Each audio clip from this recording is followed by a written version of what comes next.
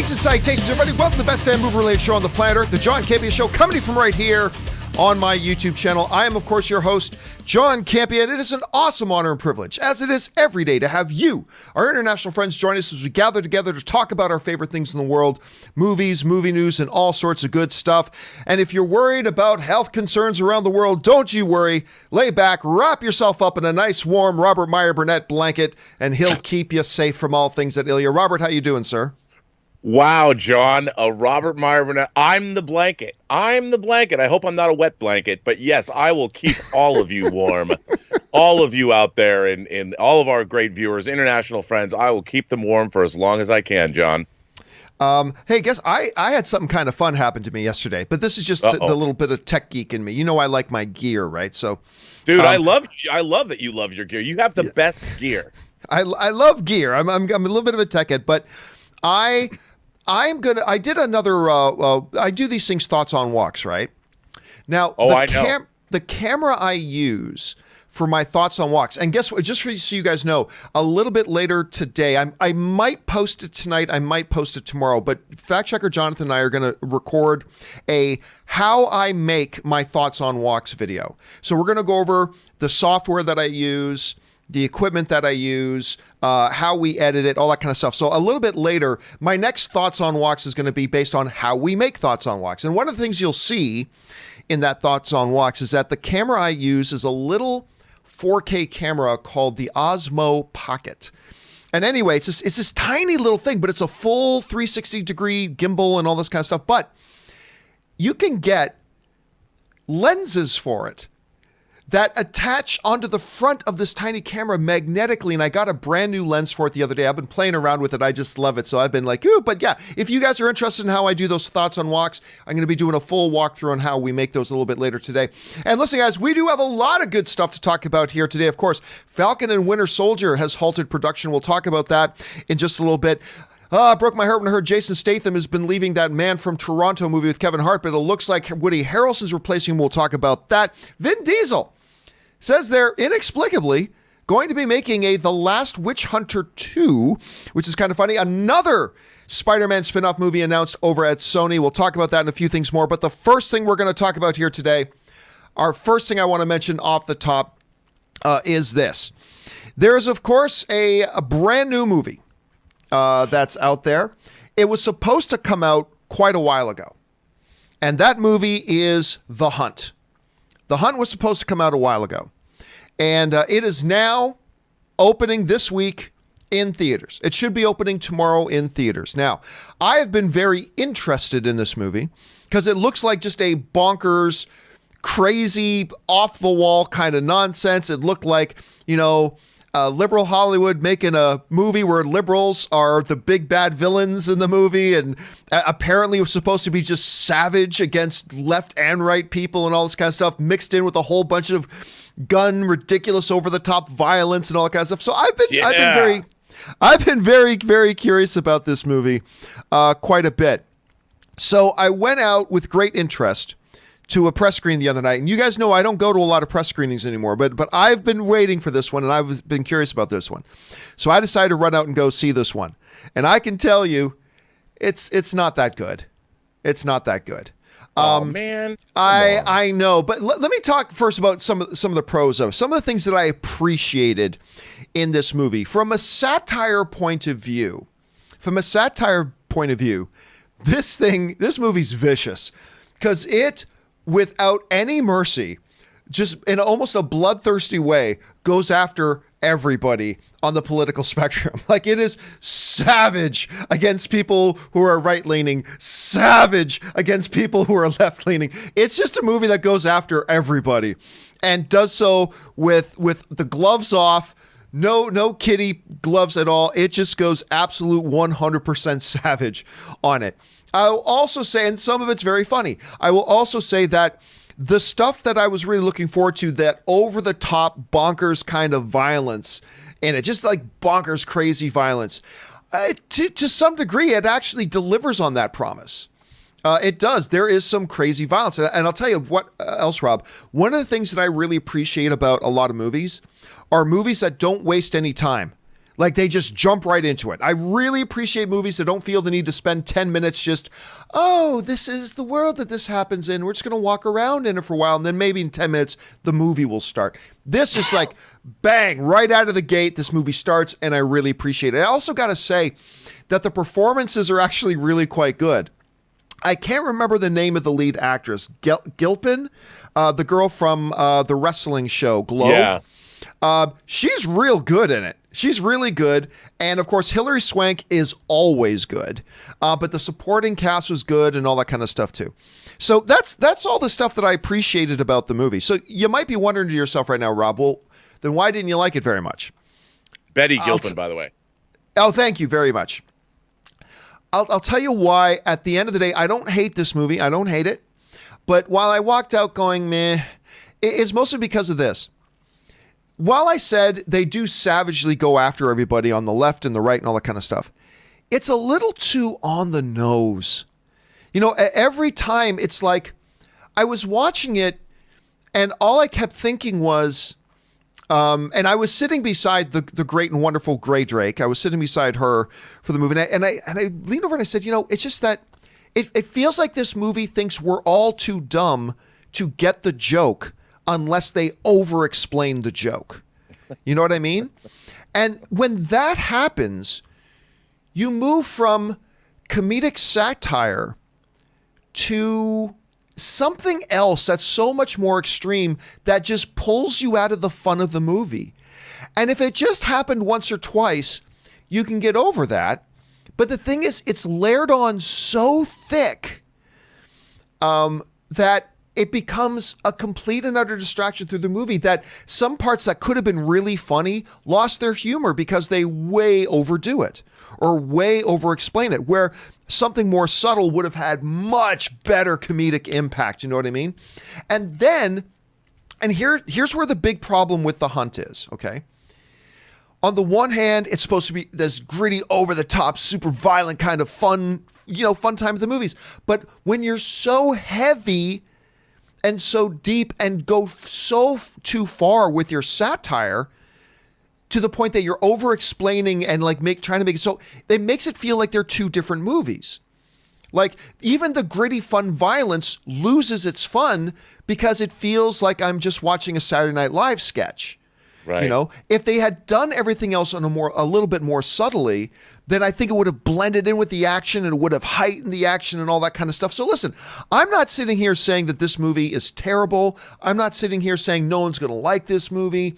Not at all. I can just tell you, as somebody who was pretty excited about it, I found it a little bit, especially with their humor attempts, too over the top. That kind of saps the life out of the movie. So, I mean, I really respect what they were going for. I really respect what they were going for. But I just thought the execution just wasn't quite there. So not a terrible movie, and you may enjoy it. And I hope that you do.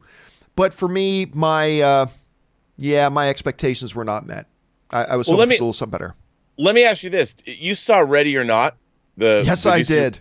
Okay, I thought that Ready or Not, in terms of its satire, it did a much better job of skewering like the 1% and people that were people inherited money and yet it still had that they're hunting a human being. And I, like you said, I found that movie to be very rewarding because of its satire, that it didn't hammer the point home. And was Ready or Not a better movie? Dude, that is, I wish I had thought of that. That is the perfect thing to hold up against The Hunt is Ready or Not, because Ready or Not is also, it's got peppers of satire in it that plays up on certain things, right? But it does it so much more aptly. It does it with a little bit more of it's weird to think of it this way when you're thinking of the movie Ready or Not, but it does it with such a more sensitive hand that understands that our audience will get the joke. Let's do this joke, and they'll get the joke without us having to make it so thick that even a 3-year-old will roll their eyes and going, yes, we get it. And that's the perfect comparison, Rob. Ready or Not is an example of it being done really well and really right. And The Hunt, I'm not going to say doing it really wrong, but not doing it as right. So, Yeah. How about the climax? Because Ready or Not has a very unexpected yet very apt climax that actually made me laugh out loud when it happened. Did the hunt stick the landing? Let's put it this way. What you learn in the movie is that what this movie is ultimately about from a narrative point of view is, okay, so you got these rich liberal elites capturing and hunting these redneck hicks. You know, these are the terminologies they're using in the movie. But what you start to understand is that the underlying narrative becomes why. Why? That actually becomes an important question in the movie. Okay. Why? Why are they doing this? And as the story starts to unfold, it's actually the why becomes pretty interesting. And the why question actually starts to make its own interesting commentary. And I got to say, that's probably the best part of the movie.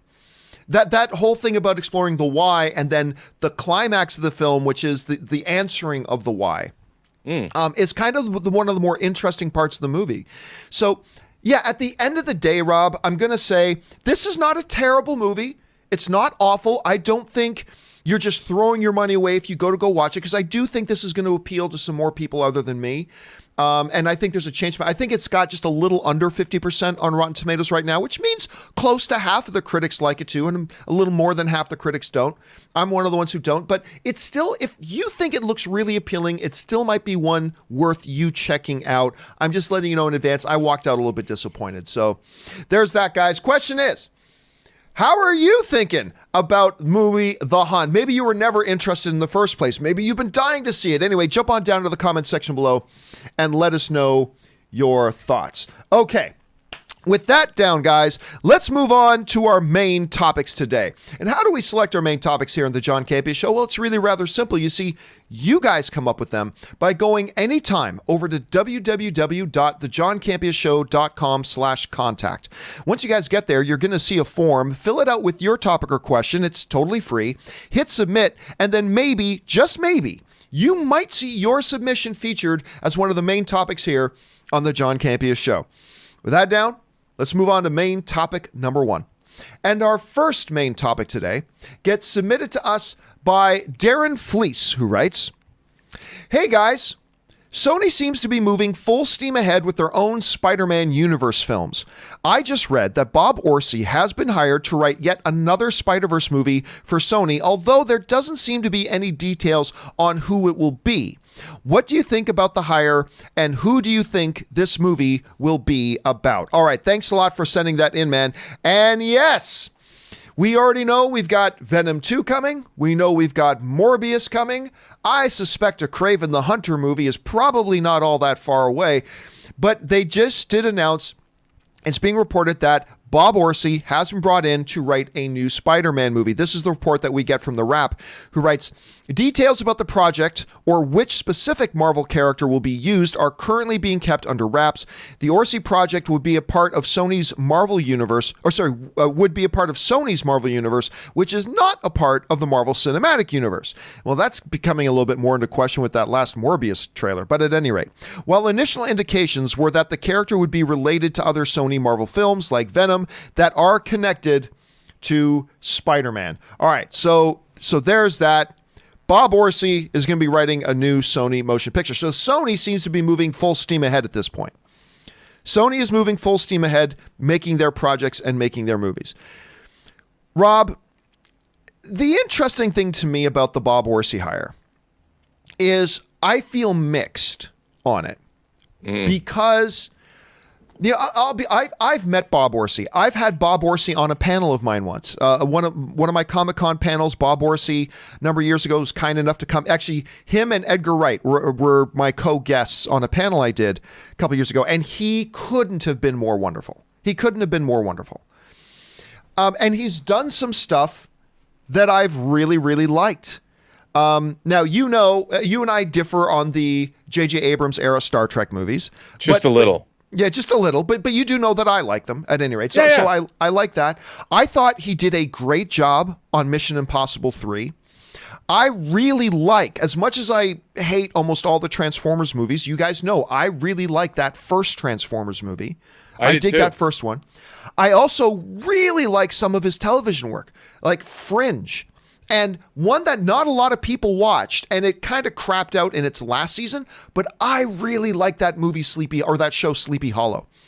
I was a big fan of Sleepy Hollow, and Hawaii Five-0 has been, although not a show that I watch, it ended up like running like what, 7, 8? It's like 10 years, 10 seasons. 10 years that it ran, and it's now running into its final season. Now, he also did Transformers 2. Yeah. He also did The Amazing Spider-Man 2. So, I mean, when you sit back and look at it, it's a little bit of a mixed bag. Now, I'll tell you straight up, I don't hold him responsible. I don't hold him responsible for The Amazing Spider-Man 2. And the reason I don't hold him responsible for The Amazing Spider-Man 2 is the same reason that I didn't hold the director responsible for The Amazing Spider-Man 2. Because you watch that first one. You watch the first Amazing Spider-Man. I unapologetically defend the first Amazing Spider-Man with Andrew Garfield. I thought that was a really fun movie. I enjoyed it a lot. Directed by the same guy who directed 500 Days of Summer. Mark Webb, I believe is his name. So then we went into The Amazing Spider-Man 2, and there was clearly a lot going on. Now, normally I defend studio interference because it's the studio's movie, but that was a great example of the studio getting way too involved in a film. And I felt like there was nothing that either Mark Webb or Bob Orci could do to kind of salvage that one. So I don't hold it against those guys for that one, but he has done some crappy stuff. So it's a mixed bag. He's done some things I really like. He's done some things I really don't like. So I don't know. I am glad, though, that they are moving forward with more of these movies because I thoroughly enjoyed the first Venom movie. I thought it was just a very entertaining little film. I'm very excited to see Venom 2. I loved the first Morbius trailer, so I'm glad they're moving forward. As far as the Bob Orci connection, I'm just going to say for now, Rob, I'm going to be in a holding pattern. I'm just going to be in a wait and see kind of mentality for it to see how this kind of turns out. Anyway, Rob, there's really two things to look at here. Number one, what do you think about Sony in the midst of the new deal that was made with Marvel, them plowing ahead to make new movies in this universe? Who do you think this one might be about? And ultimately, what do you think about the addition of a Bob Orci to it? Well, I too have met Bob Orci, and I think the guy is a really sweet guy, very nice, very knowledgeable, very enthusiastic. I mean, he was on Twitter and got a little weird about his 9/11 truther stuff, but and there's a lot of that in Into Darkness, Star Trek Into Darkness. But look, my opinion is that every time out of the gate, I want people to succeed. I really do. Even if I haven't liked their past work, it's when somebody gets a job in the industry doing something high profile, I'm always like, congratulations, man. Go with God. Make something awesome. So I really hope Orci knocks it out of the park. I hope whatever he does is great, because why would you want it to be anything other than great? That said, dude, I'm pulling for Craven. I want to see. I think everybody. You look at the Rogues Gallery. I mean, maybe they'll go back to somebody like Black Cat or something like that. Like they wanted to do the Silver and Black movie. But I want to see Craven. I want to see something kick ass, and it would be great if they did like a standalone Craven movie leading up to the Craven's Last Hunt storyline, which I think should be a full blown. That might be the storyline where they bring. The thing about the Craven's Last Hunt story is it's more personal, and if Tom Holland is actually finished at the MCU, they bring him back into Sony, and if they've already set Craven up, then they pit Craven against Spider-Man in the first Sony full-on Sony Spider-Man movie. That could be dope. And if they are indeed following, they've set up Venom, we're getting Morbius. Why not do a standalone Craven movie first, and then bring Spider-Man over, and then you've primed the pump. You've set it up to be. It'll be just awesome, and I would love to see that. I'd love to think there's that kind of planning and foresight going on, and it seems, John, like there might be. I mean, I'm excited for Venom 2. I'm excited. Me too. I think Morbius looks great. So I'm hoping that it's Craven, and I think I like what they're doing over at Sony. I like what I'm seeing. The elephant in the room, of course, with the whole Morbius thing. And by the way, I'm with you. I am loving what Sony has been doing lately. When you look, I thought the Venom was a big win. Obviously, Spider-Man Into the Spider-Verse was a big win. The Morbius trailer is great. The elephant of the room, of course, ever since that Morbius trailer came out, has been how integrated? Because, we just read in that story in the wrap saying, okay, this is not a part of the Marvel Cinematic Universe. It says right so there in the thing. But Morbius, but Michael Keaton, but Spider-Man mural. I mean, so the question is really going to be now not so much that there's no connection, it's how connected are they going to be? And I just can't help but wonder, Rob, if the answer to that question of how connected is it actually going to be will be kind of revealing about what we might expect this new project could be. So I don't know. A lot of questions, hopefully a lot of fun answers. Question is, guys, what do you think about this announcement? Bob Orci has done some crap stuff, but let's not forget he's done some great stuff too. So how are you feeling about all this? Which character do you think they're going to be developing next? Jump down into the comment section below and let us know your thoughts. All right. With that down, let's move on to main topic number 2. And our second main topic today gets submitted to us by Simon Godelski, who writes, "Hi, John. Big fan since AMC. Thank you so much, Simon. Did you see that production on Falcon and Winter Soldier was postponed in Prague? What are your thoughts, and should we be worried? Thanks, and bring on the filthy." All right. Thanks a lot for that question, man. And yes, of course, Falcon and Winter Soldier, which is currently scheduled to come out in August of this year, is in kind of the last stages of their shooting. And a part of that shooting was they went over to film in Prague. Now, because of the current health outbreak scares with the illness that shall not be named, that's going around out there right now, the country of Prague has instituted some new measures to try to fight the problem. They have, schools are shut down, certain public gatherings have been limited. Now, Marvel still had, there's a great shot of Zemo, they still had 1 week of shooting left there. What Marvel has done, according to the stories, is that they've shut down production and they've recalled everybody to come back to Atlanta. So the question then kind of becomes, how much of an impact is this going to have on Falcon and Winter Soldier? Because remember, this is a show that's supposed to be coming out in just a few months. It's supposed to, because what are we in now? We're in March, April, May, June, July. 5 months from now, the show's supposed to come out, and now they've hit this production delay. I want to suggest this. I don't think this is going to affect the release date of Falcon and Winter Soldier. And here's why.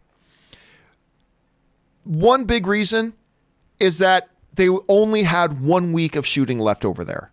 That's it. They had 1 week of shooting left, and then they were going to be wrapping up and coming home anyway. The second thing is this. There is, Rob, I don't know if you've heard about this. There's a lot of production sound stages in Atlanta. A lot. I think even more than Hollywood now. Yeah, they don't even have to wait to go back to Prague to shoot. They can just recreate whatever they want, spend a few extra ducats, create whatever it is you need to create in one of the sound studios there. It'll add more expense, yes, but you could knock that out. You can get that done. So the fact that it was only 1 real week of shooting that was delayed, combined with the fact that they're heading back to Atlanta where they can more than make up for that themselves, I don't think this is going to be a problem. And I think it was probably the right move. Listen, if Prague is instituting these limitations, it's probably the right move for Disney at that point and Marvel to bring their folks back to Atlanta. Probably a good move. But at the end of the day, Rob, I don't see it affecting things too much. What do you think about this? Well, look, I mean, I agree. And I think Disney, obviously, with the technology they're employing on the Mandalorian, if they can use the same stagecraft technology to show us European locations, it might be better. I mean, if you look what they did, if you look at what they did for Spider-Man Far From Home in terms of recreating parts of Venice in Atlanta, they're getting pretty good at that. And look, the way Italy has locked down the entire country. And if other European countries follow suit, which I suspect they may, they didn't want their crews trapped in a foreign country. I think bringing them home to the United States is smart. I mean, whatever happens with what's going on now with the COVID-19 outbreak, we're in for the next 6 months of pretty strange times. And I think everybody that's taking preemptive measures they're gonna turn out being the smart ones. So I think this is great, but I also know that they don't want Disney Plus. I was talking about this on my own show yesterday. Disney Plus needs some new shows. Yes, because they do. until they have the new season of Mandalorian or WandaVision, they really don't have much. And while they had a great launch, and their Verizon partnership allowed them to get a lot of viewers and all that, their subscription base was higher than they thought. I'm sure there's an attrition rate that's also pretty high, because what are they offering for the next 10 months? Or until WandaVision, they've got, what do they have new to excite people? And, Netflix drops shows almost every day. And yes, they do. What does Disney Plus have in terms of, hey, great, they're advertising that Black Panther is now available on Disney Plus, but I mean, it's been available on other streaming services. What do they have that's new and exciting? I mean, I hate to say it, but what have you got for me lately? That's what streaming services are all about. You binge something in a day, and the next day you want something new. And Disney Plus needs Falcon and Winter Soldier. I don't think they're going to delay production. Yeah, and you raised a great point, because some people would say that, hey, look, what's the risk? What are the odds of anything happening to your people who stay an extra week? The point you raised is a great one. What they are most afraid of is like a bigger problem happening in Prague, and then the U.S. Customs saying nobody can come to the U.S. from Prague now. And then all of a sudden their people are stuck there. And because it becomes kind of like a nation-sized cruise ship, right? Where no one's allowed to get off. And that's what they're a little bit nervous of. Now, some people might be wondering to themselves, why won't I actually say the name of the disease? I'll tell you why. Want to know why? I'll tell you why. YouTube has been demonetizing any videos that are talking about this. So I've kept it out of the titles of my videos, and I'm not even saying the word out of fear that their algorithm will pick up. This video talks about that disease, which will not be named, and they've been demonetizing everything I've been talking about. But anyway, you guys know what I'm talking about. But listen, I wanted to ask you guys what you thought was going to happen. Like, as a result of this, do you think this will lead to Falcon and Winter Soldier not hitting its release date in August of 2020? Rob and I both think that the answer is yes, it'll still hit its release date and won't be delayed. So I made that the topic of today's question of the day. Just before the show started, I jumped on my Twitter. You can just follow me simply at John Campea, and I put up this question. Falcon and Winter Soldier production has been halted due to corona concerns. Do you think this delay could stretch out and cause them to miss their August release? Right now, a little over 1,000 of you guys, 1,100 of you guys have voted. The majority of you think it will miss its release date. 57.6% of you are saying you think it'll miss its August release date. 42.4% of you guys agree with Robert and I that we do not believe it'll miss its release date. So that's where things are sitting there right now. Question is, guys, what do you think about it? Jump down into the comment section below and let us know your thoughts. All right. With that down, let's move on to our third main topic today. And our third main topic today gets submitted to us by Angel A, who writes, "Hey, John and crew. So I just saw that Deadline is reporting that Woody Harrelson is going to be replacing the role recently departed by Jason Statham in The Man from Toronto. I think Harrelson is a great replacement for Statham, and I was just wondering what your thoughts are on this new casting, or if you think Statham would have been better. Thanks, and bring on the filthy." All right, thanks a lot for sending that in, Angel. And yes, I got very excited. Some of you guys might remember this. A couple weeks ago, I got very excited when they announced that Jason Statham and Kevin Hart were reteaming again after recently being in Hobbs and Shaw together to do a comedy called The Man from Toronto, an action comedy. And I was very excited about it. I thought these two would have good chemistry, and I was pumped. However, then Jason Statham, just like a few weeks before production was supposed to begin, abruptly departed. Now, this is what comes to us from The Hollywood Reporter. Statham was in talks to star opposite Hart, but abruptly backed out a week ago. The action star was insisting on making an R-rated film, but Sony execs didn't budge in their belief in making it a broader 4-quadrant movie. With his deal still not signed, Statham exited, leaving Sony now facing a production that was only 6 weeks from shooting in the lurch. So clearly, Statham thought they were going to do one kind of movie. Sony thought they were going to do another kind of a movie. They started butting heads. They couldn't work out what they wanted to do with it. Statham decided, and that's fair. That's fine. It's totally fine that Sony wanted to stick to their guns. It's totally fine that Statham did with his, and so they parted ways on that. But I was very disappointed. I was very disappointed when I found that out. So now, what they're telling us is that Woody Harrelson has stepped in to replace Jason Statham in the movie. What do I think about this? Okay, here's the thing, Rob. I am a big Jason Statham fan. But I will tell you, Woody Harrelson is the better actor. Statham's great. I love Statham. Woody Harrelson is an Academy-level actor. Not that he's got tons of trophies on his mantles, but he's been in the discussion many times. He is the better overall actor. Statham would have been better for this movie. Because unless we see the movie and it's not what I'm expecting, if this is an action comedy, you get Jason Statham because he is an action star. He can do the martial arts. He can do these action sequences. He can make something feel gritty and intense and great and fun, much like he did in Hobbs and Shaw. He can bring that physicality. And while I'm not saying Woody Harrelson is rolling around in a wheelchair, he is just not capable of pulling off the stuff that Jason Statham can. So while I believe Woody Harrelson is the better actor, and in many other, if we were talking about a lot of different other movie projects, I would go, yeah, Woody Harrelson's probably the better choice. In a film like this, if it's going to be the type of movie that it sounds like it's going to be, where it's like an action comedy, I really do think Jason Statham probably would have been the better guy. But listen, Rob, I'm always saying it's never a bad idea to add talent, and it's never a bad idea to add a guy like Woody Harrelson to your movie. So, hey, listen, if you got to replace him, you got to replace him. Woody Harrelson's great. I love seeing him on screen. But until I see the movie and the movie turns out to be different than what I thought it was going to be, I'll probably still think Statham probably would have been the better fit. Rob, you hear about this. Statham's gone. Harrelson's in. How are you feeling about it? Well, it seems to me like if you have Jason Statham, you don't have a gun. You don't pull a gun, John, unless you're going to use it. And Jason Statham is a gun. You pull Jason Statham out, you want him to bust heads. You want him to kick some ass. Now, I understand he's been in movies. I mean, the Fast and the Furious franchise, things like that, where it can be more PG, but I think Statham wants to be unleashed. He wants to go back to doing something kick-ass, and if he's going to do a comedic take on it, I mean, he's the man from Toronto. I mean, how mean can he be, really? But I think that you want to see. I want to see him breaking arms and legs and kicking ass, and I can understand he has his image to protect as well.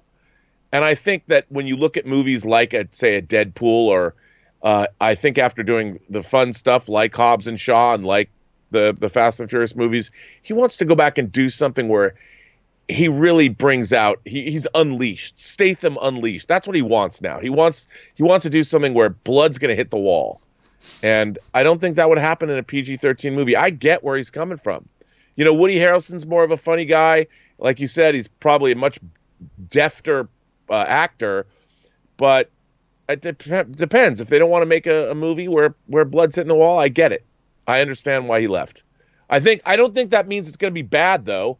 I think Woody Harrelson can really deliver. I love Woody Harrelson, and when you get peak Woody Harrelson, it's a lot of fun. Can you think of anybody else that maybe might have been a better replacement for a Jason Statham type in a movie like this? Michael Dudikoff, the American Ninja. Of course, he's probably 70 years old by now. No, I mean, right off the top of my head, I don't know, man. Who can fight like him? And have that style and those moves and the comedic chops. Yeah, Jeff Speakman. I mean, yeah, maybe Jeff Speakman. Look, I love Woody Harrelson. It's as good as a replacement as any, I guess. I'm going to lament that we don't have Jason Statham there because it just seems like the kind of movie for him. Question is, guys, how do you feel about it? Jump on down to the comments section below and let us know your thoughts. All right. With that down, let's move now on to topic number 4. And our fourth main topic today gets submitted to us by Taylor Mathewson, who writes, "Greetings and salutations. So how come a movie like Man of Steel can't get a sequel, but The Last Witch Hunter does? Vin Diesel just said that they are developing one which is very confusing since the first one didn't do all that well at the box office. What do you think about this?" All right, thanks a lot for sending that in, man. And yes, you guys know I am a big Vin Diesel fan. I am an unapologetic big Vin Diesel fan. I love this guy, and I love seeing him and stuff. And that doesn't mean everything he makes is great. The Last Witch Hunter was not so great. I mean, one of the good things about it though was the guy who played why am I forgetting his name? Elijah Wood. It's one of the last big films that we've seen Elijah Wood in. And so that's always good to see. But The Last Witch Hunter did simply not succeed. It was a movie that lost the studio probably over $50 million. It only pulled in about, I believe, $146 million worldwide. That's it. That's how much money this movie made. And it wasn't a particularly good Vin Diesel movie. And it was years ago. So it was with some shock and astonishment that Vin Diesel was being interviewed, and he did say this. He said, Lionsgate is coming and saying, we're putting a writer on for the next one. That's kind of cool. And this is just recent, by the way, because The Last Witch Hunter, because I'm in a meeting with Lionsgate, and they're actively creating the sequel to The Last Witch Hunter right now. So Vin Diesel says they're developing a Last Witch Hunter. And I got to tell you, let me break out my bilingualism here, Rob. Pourquoi? Like, wait, what? Really? Like, really? Like, now, to be fair, the resurrecting of Vin Diesel properties, there's been some success. Like, look, they did The Return of Xander, that latest XXX movie, The Return of Xander Cage, whatever. They made a bunch of respectable money on that movie. Maybe something like this could do the same, but it is a head scratcher. I don't understand why they would go back to that. I mean, we've got Bloodshot coming out. It's not looking like it's going to do very well. I don't know why the next thing you look at, because, that movie cost almost $100 million to make, the first one. So I'm a little bit confused, Rob. I don't really see the upside here. I don't know why they would do it, and I don't think there's many people asking for one either. Rob, you hear about this. What do you make of it? Well, I'm doing a cursory look at Box Office Mojo right now, John, and the budget for The Last Witch Hunter was $90 million. It made just shy of $11 million domestic, and it made just shy of $120 million foreign, for a whopping grand total of $146,936,910. As we all know, a movie needs to make 3 times its budget to even break even, and this movie was more than $100 million below that number.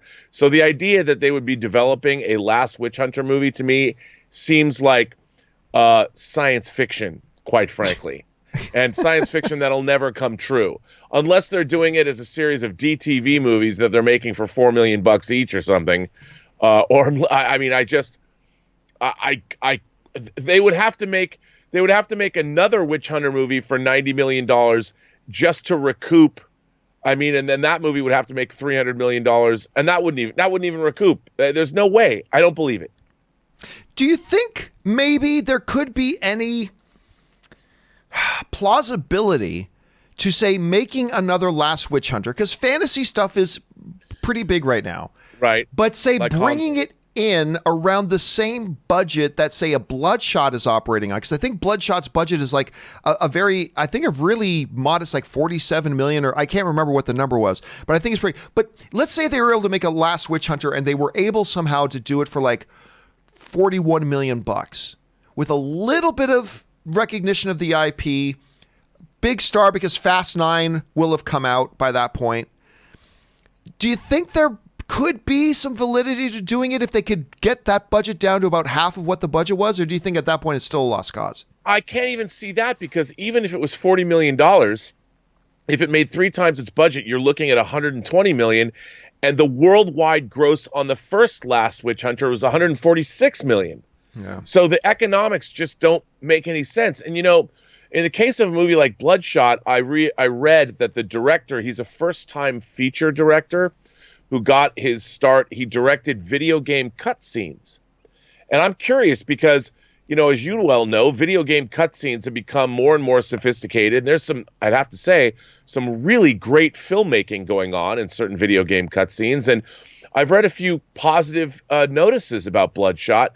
My friend Dan Schweiger, who admittedly his taste is suspect, but sometimes he gets it right, was talking about how enjoyable that it was. And by the way, that's again, when I say his taste is suspect, I mean it.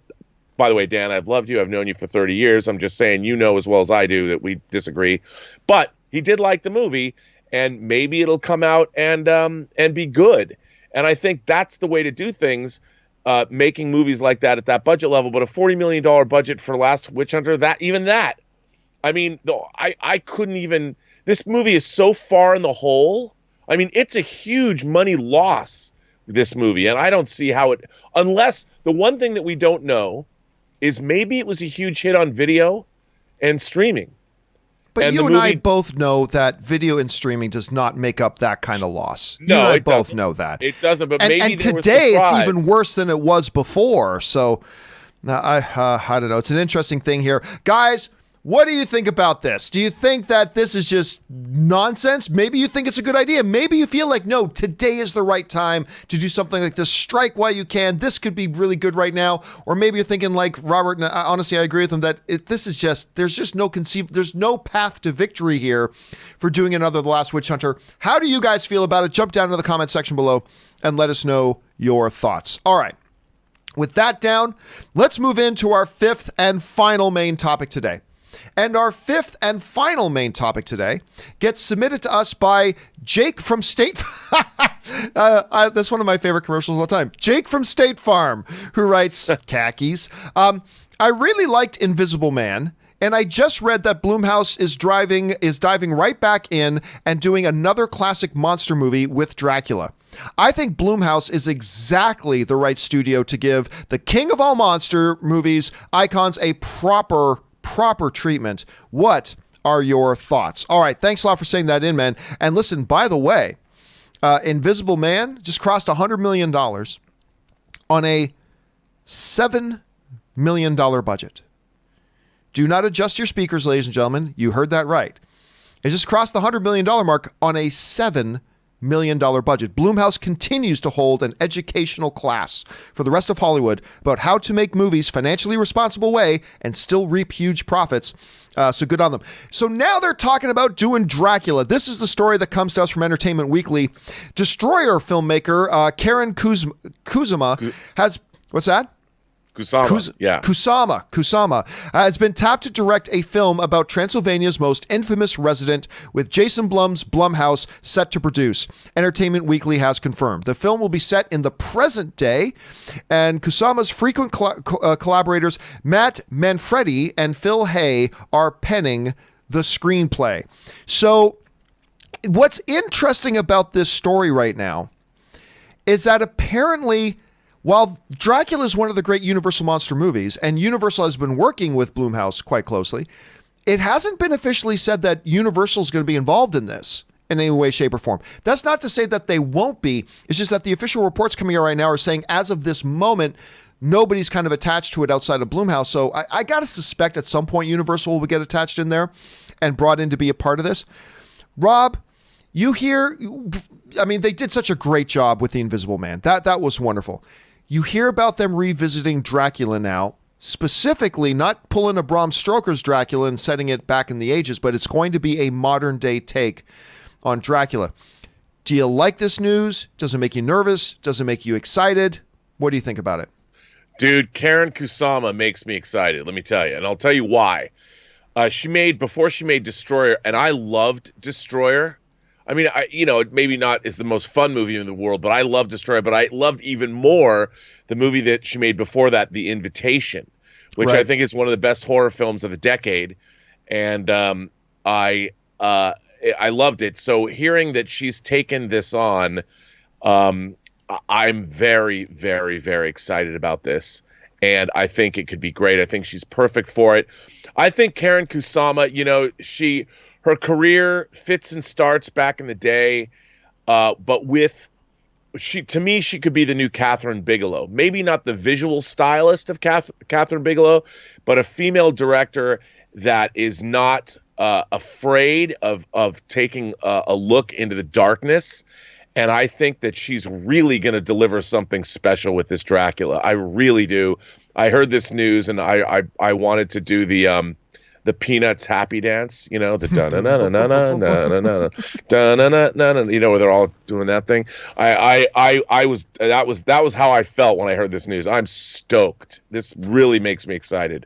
What do you think about the notion of making a Count Dracula film modern day and doing it today as opposed to making a set period piece like, say, Bram Stoker's Dracula? Well, I love that idea. I mean, I love seeing, you know, one of the really interesting things to me is a lot of the modern vampire stuff that we've seen goes kind of extreme into the fantasy realm. You know, they transform. I mean, Dracula transforms into a bat or whatever, but the idea of some of my favorite vampire movies, Near Dark, Tony Scott's The Hunger, which vampires are clearly in the modern day, but they still have their vampiric powers and all that.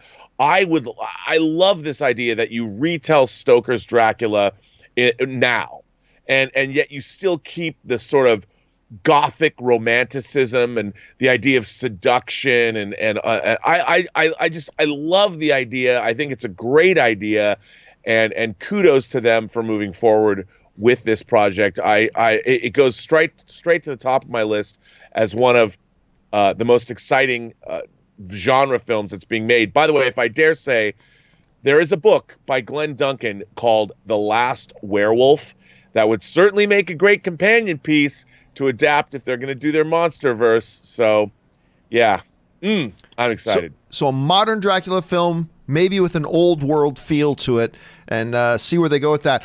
Listen, to me, it's all about, right now, it's all about Blumhouse. For you, it's the director. For me, it's the studio. Blumhouse just seems to be doing such a great job with this stuff right now. It makes me excited. I will admit, I think if you're doing not just a vampire movie, but you're doing Dracula, my first instinct is wanting to see it as a period piece. But I am very interested in seeing what they're going to do, putting him in the modern context. And again, if Blumhouse is behind it, I'm going to trust it. Question is, guys, what do you think about them coming back and doing Dracula set in the modern time frame? Jump down to the comment section below and let us know your thoughts. All right, guys. With all that down and out of the way, we're going to move on to our live questions. You guys have been firing in a lot of live questions, sending in your questions and your thoughts and opinions on this stuff. And we're going to get to that in just a second. But before we do, as Robert and I do every day, we're going to take just a short little intermission here, just for a couple of minutes. We're going to stretch our legs, rest the vocal cords, refill our drinks, give you a chance to run and use the bathroom if you'd like. So if you guys will hang tight, stay with us, don't go anywhere. We will be right back with your live questions. Stay put.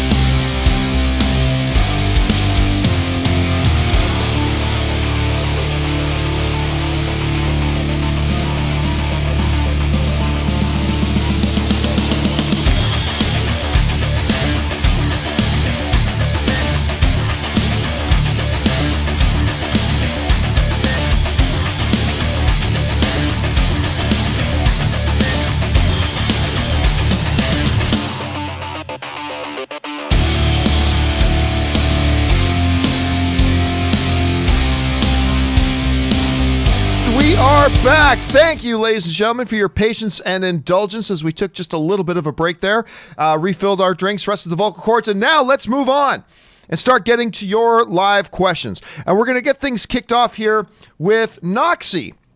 Where's Noxie? There they are. And Noxie writes, hey, John, like you, I don't follow boxing. I only watch the big fights. That being said, the recent Fury versus Wilder fight kind of got me into it a bit more because it was amazing. Now I can't wait for Fury v. Joshua next. Who do you think is the best heavyweight? Fury. Fury is insane because not as people look at Fury and they see the 6'9" like monster dude, but he's got some of the best sweet moves ever. I saw his fight, his last title fight before the Wilder fight. And this dude was he just dropped his hands and let the other guy throw punches. And he was just like, it was like 7 punches in a row that the dude just missed. Because like Fury for this giant man is just, and he's just standing there with his hands down, letting the guy throw punches. And he's like dodging every single one. It was like something out of a movie. So I think he's next. And I got to admit, I'm not a huge boxing fan, but I've become a fan of watching Tyson Fury fight, and that Wilder fight was pretty good. I think he beats Joshua, so we'll see how that goes. All right, next up, 50 Shades of Geek writes, not gonna lie, I'm a little disappointed you didn't notice I changed my name to 50 Shades of Green. I wouldn't have noticed that, dude. I just go right by it too quick. 2 shows ago for Purnam, but hey, at least you didn't call me a Ninja Turtle. True. But then he also writes, because of the coronavirus, most flights in and out of Israel have been canceled, as well as many Purim events. Similarly, schools and select cities are closed temporarily. I'm worried movie theaters will be next. I'm seeing less and less people there every week. And, you know, I get it. I do. And Rob, you and I actually talked about that a little while ago about the fact that, you know, I mean, even you and I were having a discussion. I mean, we're both still planning on going to CinemaCon, but, you know, we at least talked about it. It was like, is this something, you know, that we should do? And I get it. A lot of people maybe have second thoughts about going and sitting in a room with 300 other people that they don't know. I get it. To me, I'm not going to let that deter me personally, but I understand where people are coming from. I have been to the theater a couple of times this past week. Both times I've been, the theater has been full. So I haven't really seen it affect it too much where I am. Rob, have you been noticing any effect? Not really. I mean, but you know, to be fair, I've been sort of ensconced in my little. When I'm not on YouTube, I've been editing special features for this upcoming Blu-ray release of Hills Run Red. But I haven't gone out much. But I would say this: I did just receive. I don't know if you saw this. Caesars, where CinemaCon is held, Caesars sent out an email to their people. If you have a card at Caesars like I do, you got me one. Well, you had me get one last year, and they were talking about what precautions they're taking as far as this outbreak. And I thought it was interesting. They're way out ahead of this. They're thinking about this, and I'm like, okay, you know, the very venue that we're going to is sending out emails to their potential customers about what they're doing in terms of making their resort more prepared to handle this. Now, I'm not saying that I don't believe that, hey, they're going to be able to protect us 100%, but at least where we're supposed to go to see CinemaCon, the very venue is already out in front protecting their customers. And I'm like, that's good. And I don't want to stop leading my life because of a viral outbreak. But then again, obviously, sequestering people away and stopping what Italy did, that's how you stop a virus in its tracks. It will not spread if people aren't going out into the world. So I see both sides of the argument, but then again, let's see where this all goes. You know, I think it's on a case-by-case basis. We'll take it day to day. We'll see if CinemaCon continues on. Why not go? Yeah, and right now their official words, yep, we're still putting the show on, we're still doing it, so we'll see if that holds true. Okay, let's move on here. Next up, Major Tom writes, 1 of 2. Hey, John. As a film critic, I always try to find the positives in every movie that I see, regardless of how bad the film may be. I don't like coming down hard on movies because I understand how hard making movies is. Sometimes, though, you come across a film that is completely irredeemable. For me, that film is Highlander: The Source. That was pretty bad. The 5th and final live-action Highlander sequel, it went straight to sci-fi. What movies do you find to be irredeemable? Well, I mean, yeah, like I also try to do that same thing. Like when I talk about even a movie I really dislike, if I really hate it, I'll start off by saying, look, here's some positives about this movie, and I'll talk about the positives. Even when I talk about, you know, the Star Wars prequels, I'll talk about, here's some things I appreciated about the Star Wars prequels. I love the lightsaber fights. I love the pod race scene, or duel. I'll talk about the things that I like, and then I'll go on and talk about the things that I hated. There are some films that I just walk away. It's like, I got nothing good to say. If I want to find something good to say, in recent years, the Assassin's Creed movie, I got nothing. But of course, then there's my unholy trinity, I should say, of the 3 all-time worst wide release Hollywood produced films. Highlander 2, which I think is much worse than Highlander the Source, by the way. Highlander 2, Battlefield Earth, and Catwoman. To me, these are the 3 worst wide-released Hollywood-produced films of all time, and I got nothing for those films. I've got nothing to offer for those films. Rob, do you got any movies that to you are just like, no matter how positive I want to be, I got nothing to say positive about this one? Well, I was pretty baffled by Wild Wild West, to be honest. I mean, with Will Smith. Yeah, and I find it interesting that movies like that get produced. And I think a lot of it has to do with a disconnect between the filmmakers sometimes and the studios, and maybe that's why Jason Statham left. But I think my favorite example, and I have to say I love this movie, a movie that it seems like a parody, is Sylvester Stallone's The Specialist with Sharon Stone. You've spoken about this movie before. Dude, it should be A-list. And it thinks it's A-list, but it's pretty gloriously awful. I mean, you've got a sex scene with Sharon Stone where the camera is lingering over Stallone's naked body rather than paying attention to Sharon Stone's naked body. That's pretty much all you need to know. It's got a great John Barry score. It's really well shot. Eric Roberts is in it. Man, I hold it up as one of the great, glorious bad movies. But it's not bad in the way Battlefield Earth is. That movie or the Highlander, Highlander 2. I've got like multiple versions of that movie. What is that movie? Russell Mulcahy directed it. You watch that movie and you're like, wait, what? What? But Michael Ironside's in it. It's like, oh, Michael Ironside's in this one. It's so bad. It's so bad. There can only be one until there's not. Anyway. All right, let's keep rolling here. Bob and Robbie writes, John, what we need is a Fat Thor / Fat Pratt workout video to Eye of the Tiger. I don't care if it's a scene in a movie or a post-credit scene or a YouTube video. Please, Marvel, make it happen. Somebody else brought that up the other day, saying that, because we talked about how Vin Diesel has just confirmed that there are going to be Guardians of the Galaxy in Thor 4, whether they're going to be a big part, a small part, whatever. But a number of people have brought up that they need to see some kind of workout montage of Star-Lord and Thor getting back into shape. And I agree. I actually think, because Rob, you remember, Marvel put out a couple of straight to YouTube videos of Thor and his new roommate. Remember those? Yeah, those were I think Daryl. Yeah, Thor and Daryl, right? Those are some of the best videos. I love those. If they put out a video like that, it would be crazy marketing. But it'll destroy the internet. You put that out, it would destroy I don't think I need to see it in the movie, although that would be cool, but it would destroy. Would you rather see that as a YouTube video, or do you want to see them fit that into one of the movies?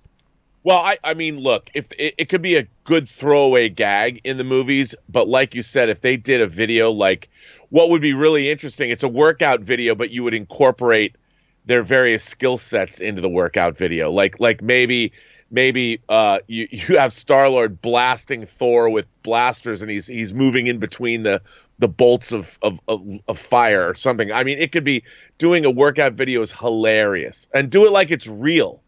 Like they're bored because it's taking a long time to get from one place to another, and they actually decide to make a workout video. It could be hilarious. I still like the idea of having Thor and Star-Lord say, okay, we're going to get back into shape. And then it's like they do a 6-month lapse of Star-Lord working out 6 months later, and he's back in shape. And Thor comes walking in and he still looks exactly the same, like with a burger, hasn't done anything. And Star-Lord goes, I thought we were going to get in shape. And Thor goes, oh, right. Holds up Stormbreaker, lightning hits it. He's just right back to his complete Thor form. There you go. You're welcome, Marvel. That's hilarious. I just wrote it for you. So, all right, let's move on here. Abdul Al-Ghatan writes, "Hey, John, today is my birthday. Happy birthday, my friend. I'm turning 17. I wanted to thank you for all your hard work. The show just keeps on getting better. I'm spending the day relaxing and watching Star Wars before I go out to dinner with a couple of friends. Once again, thank you. Dude, thank you for being here and being a part of the show and being part of our little film fan community.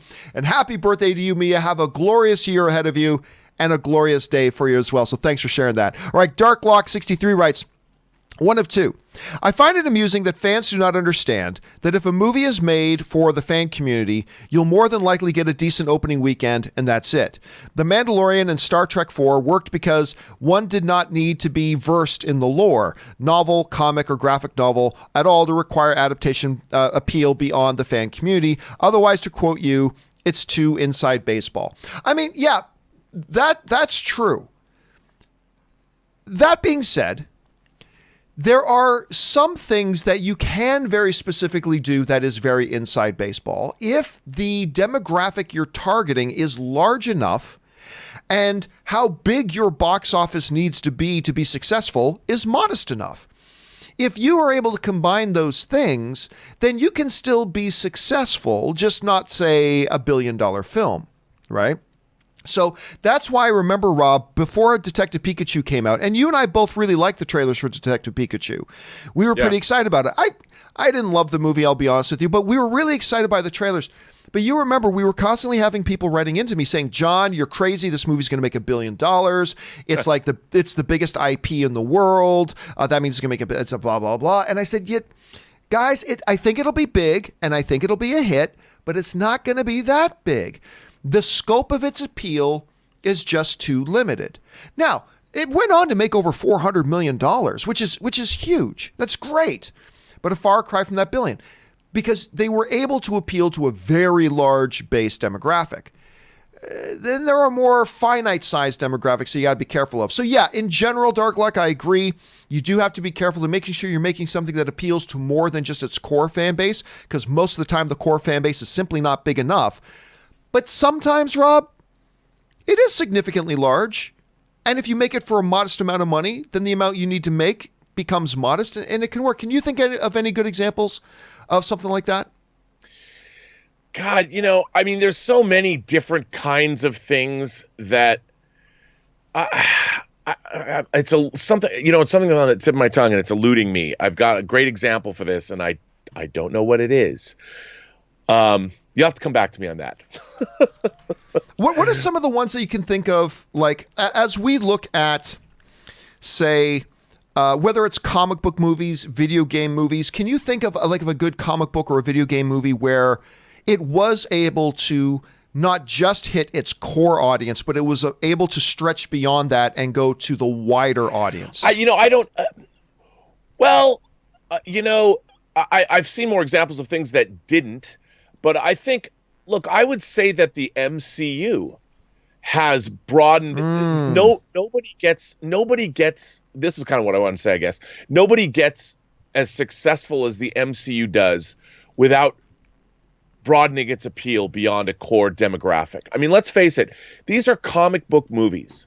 And while comic book movies, Spider-Man and X-Men paved the way, I think that the MCU movies have created a much broader fan base than even existed before. Because, again, people weren't necessarily aware of Iron Man as a character. Like, I'm sure that parents who took their kids to see Iron Man 1, for instance, fell in love with Robert Downey Jr.'s portrayal of Iron Man because it transcended its comic book origins, and Robert Downey Jr.'s approach to that character became relatable to everybody. I mean, maybe not the billionaire part, but in terms of a man trying to find himself, and people realize that, there's more to these movies than just the source material. And I think that it's a good example of that. And I think that's been true of a lot of these films. I haven't seen I can't really think of a video game movie that has done that yet. But I definitely think the comic book movie genre has. Right.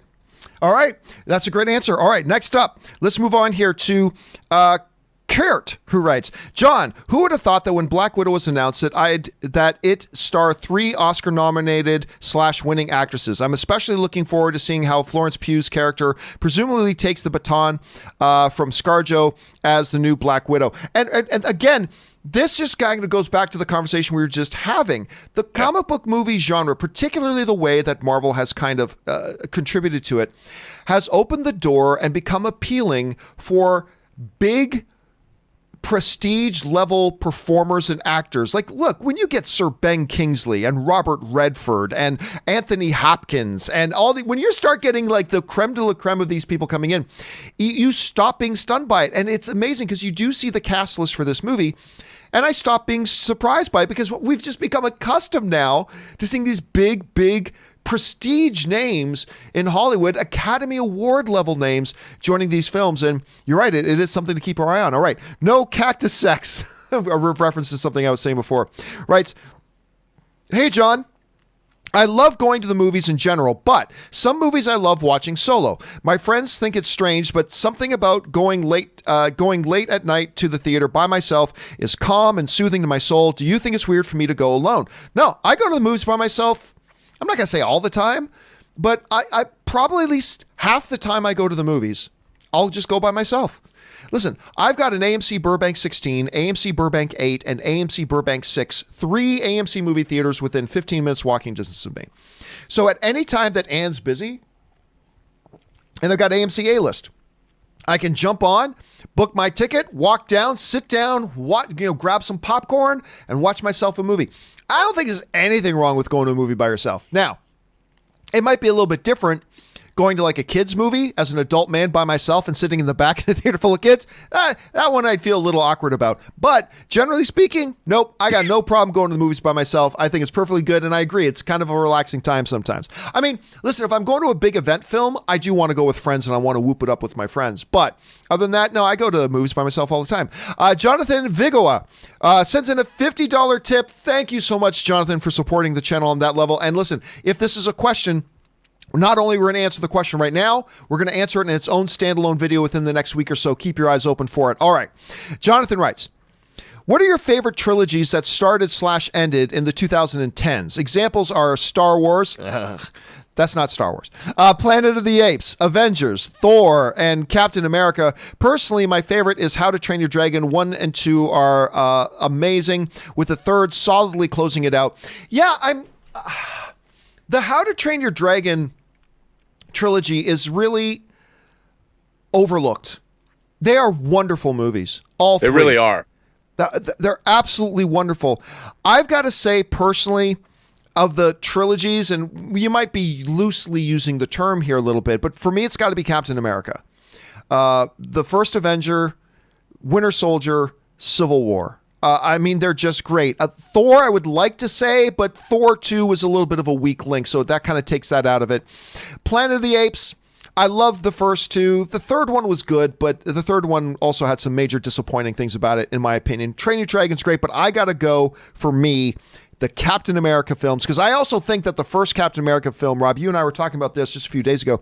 I feel like the first Captain America film, The First Avenger, is woefully underrated. I think it actually might be the third most underrated comic book movie of all time. Number 1 being Man of Steel. Number 2, the first Thor movie. And I think the third most underrated comic book movie of all time is Captain America, The First Avenger. So I'm going to go the Captain America trilogy. What about you, Rob? You know, I agree with you. As far as, the more I've watched, I find of all the Marvel movies, I go back to the Captain America movies the most in terms of their rewatchability. And I'll have to say Captain America, and I like Infinity War and Endgame, but the Captain America movies, they really transcend more than I think any other movies, and I might even say I think the first Ant-Man kind of does this too, but the Captain America movies feel like they could exist the same way that Nolan's Dark Knight trilogy exists outside of any cinematic universe. I mean, sure, Civil War brings all these other characters in that we have to know, but I really feel that the first Avenger and Winter Soldier work beyond being part of a cinematic universe. And First Avenger is a legitimately straight up great I think it's a great movie. It makes a great double feature with Joe Johnston's The Rocketeer, which doesn't get a whole lot of love. But I agree with you. I think that the Winter Soldier trilogy is probably the pinnacle of the Marvel Cinematic Universe, especially in terms of if you want to get somebody who's not into comic book movies to watch them, I think the Captain America trilogy is the place to start. That's a good point. All right. Thank you again so much, Jonathan, for supporting the channel at that level. And again, keep your eyes open for us in the coming week to answer that in its own standalone video as well. Thanks a lot for that, dude. All right. Russell Amador writes, hey, John, it's looking like Jason Blum found some extra money in his couch and is being reported that Blumhouse is looking to bring Dracula to the big screen following the success of The Invisible Man. Let's see what Jason and the gang have in store. Again, Jason Blum is like trying to re-educate Hollywood. I have been impressed with him for so long, even before The Invisible Man, that he has found that formula of making movies for very little money and making an astounding profit. A modest amount of money by most movies' terms, but considering the fact that he's making these movies for $15 million, for $12 million.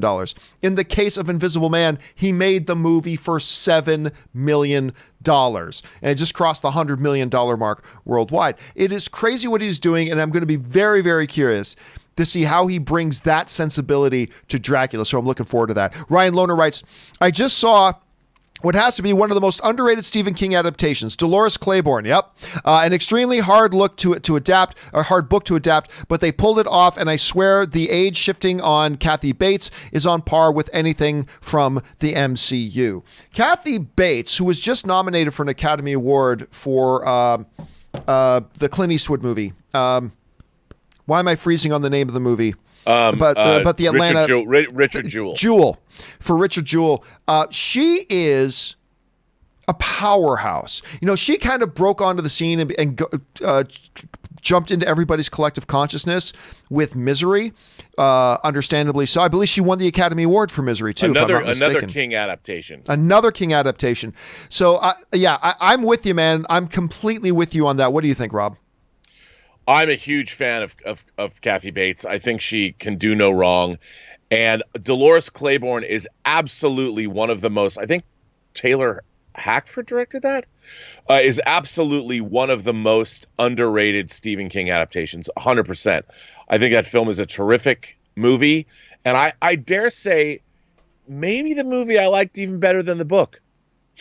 I might say that. Yeah, I think I might say that. Okay, let's move on. Oh no, it's Josiah who writes, hey, John and highly attractive entourage. When you point and say bye-bye at the end of your videos, it sounds like you're saying Bob I. Bob I? Which always makes me think you're about to say Bob Iger. Makes me smile every day for some reason. The funny thing is, I believe there was an episode. I think there was an episode that I ended by pointing at the screen and saying Bob Iger. I think there was an episode where I actually did that, which is kind of funny. I'm going to go back now. Thank you for making me self-conscious, by the way. Oh no, it's Josiah, because now I'm going to go back and watch every video that I've done to see if it sounds like I'm saying Bob I. Ike Moore writes, have you caught up with Black Lightning? No, I'm still a few episodes behind. No spoilers. But the way you get annoyed by MC fake deaths, I'm starting to get annoyed by the ones on this show.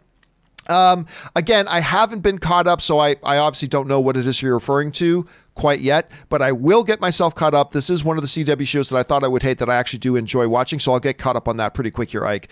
Matthew Phillips writes, when it comes to movie storytelling, do you prefer prequels and knowing where things originate and what came before, or sequels focusing on what lies next for characters? One is about character nostalgia while the other is about evolution. I've always been very clear on this, Matthew. I prefer, look, you can do prequel stuff and do it fine and do it well, and they can be great.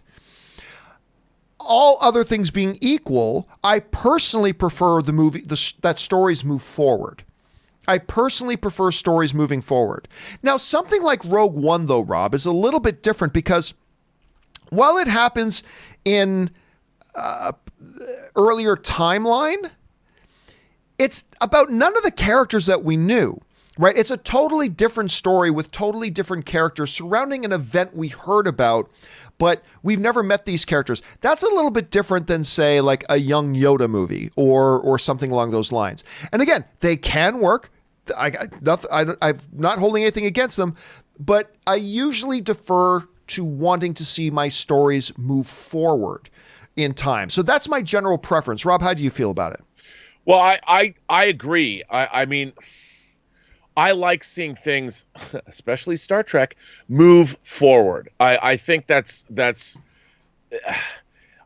because, you know, there's something about not knowing where something is going to wind up, not knowing where a story is going to end. And when you go backwards, people have always said to me, like, okay, the Hobbit movies, for instance, Lord of the Rings is about the end of the world. And once you've dealt with that story, once you've told such an epic story, going back, you're not telling, no matter what story you're going to tell, it's not about the end of the world. The Hobbit's not about the end of the world. So it inherently it never interests me as much, no matter what. I got to say, I was more interested in The Hobbit than I was in Lord of the Rings. Come on. I was. Even after seeing Lord of the Rings? No. I'm sorry. Yes, I was even more interested. Now, don't get me wrong. I'm not saying that the Hobbit movies were as good as the Lord of the Rings movies. No, not at all. But I was more interested in the Hobbit because, number one, because of Lord of the Rings, but number two, the Hobbit is actually my all-time favorite book. It's my all-time favorite book. Oh, okay. Perhaps that's a bad example. I mean, knowing that, of course it would be. Now that makes sense. That makes total sense to me. So if I was really looking forward to seeing Bilbo and all that, because I already knew the story. Like I know the story of the Hobbit, but yeah, I wanted to see it brought to life, you know, and so I was actually even more excited. Of course, Lord of the Rings, the films were better than the Hobbit films, but it is what it is. Yeah, but I mean, I think though that's a fair statement though. If you love the book, because I had read the book before Lord of the Rings too, and I just think that if you're going to tell a story, you know, the stakes are high, and we know where Bilbo winds up. But I've like you, I wanted to see The Hobbit as well. I was really excited about it. I just thought it was too overblown. I mean, that book is so beautiful in its simplicity. Yeah, breaking it into 3 films was a mistake. I think so too. It was a tragic mistake. Okay, anyway, Daniel Parham. The one made a lot of money. Yeah, it did make a lot of money. Daniel Pahman writes, thoughts on the new announced Bigger Mac from McDonald's with 4 patties. I am not a Big Mac guy. I can honestly tell you I've not had a Big Mac in well over 20 years. I think I've had like 2 Big Macs in my life. So I am the wrong person to ask. Robert, are you an appreciator of the classic Big Mac? And if so, what do you think of the new Bigger Mac? I've got to say, first of all, you know, I like my fast food, but I've never been, to me, McDonald's is, it's for certain special occasions when you just have to, I'm not a Big Mac fan. I've never been a Big Mac fan.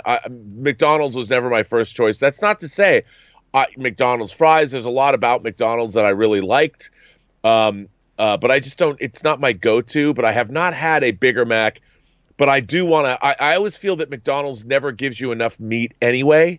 So if they're adding more meat to their burgers, making them more substantial, I'm a fan.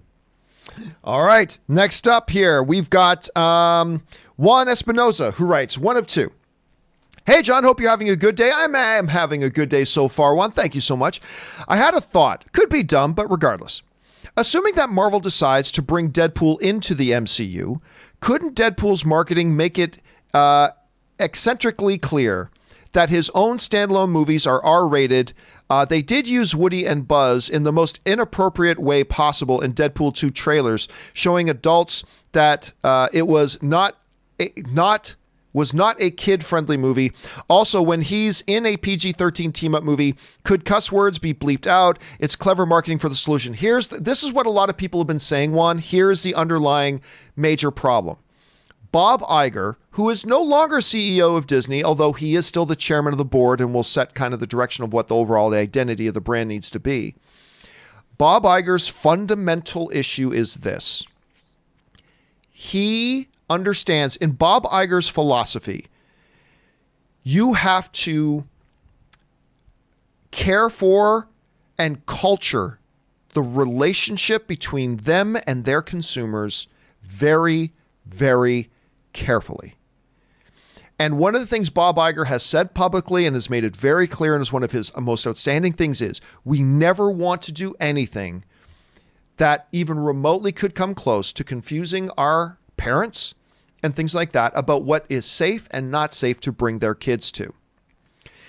And the thing of, if you have Deadpool in an Avengers movie that you can bring your family to, and your kids get all excited about Deadpool, and so then you go out and put out a Deadpool movie that is rated R, and having him getting butt plugged on International's Women's Day and doing all that kind of stuff, that is confusing. You can say all you want. Oh, but in the marketing campaign, do this, and in the marketing campaign, do that. That's fine. But the bottom line is, you are still going to piss a lot of the parents off.